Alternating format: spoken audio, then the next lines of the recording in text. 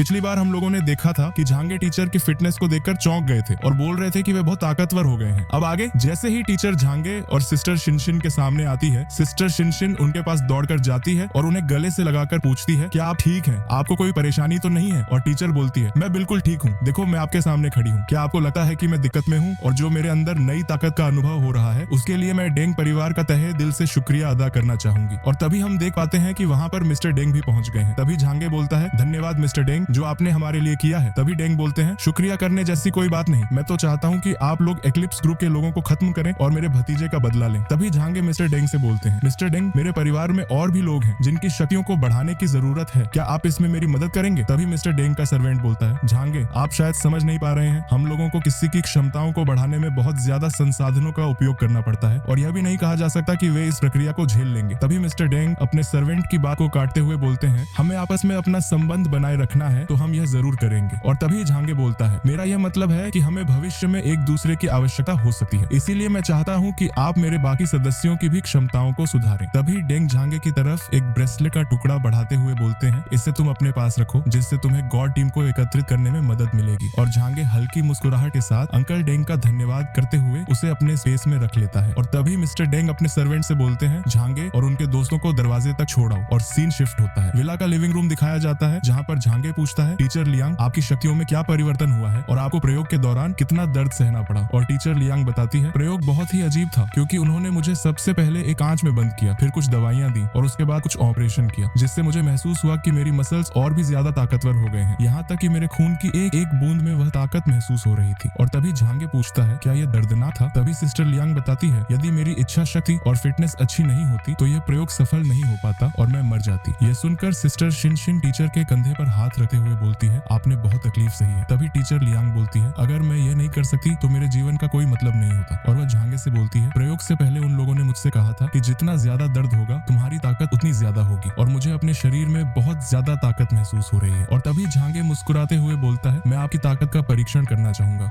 इसके लिए मेरे पास कुछ प्रतिद्वंदी है।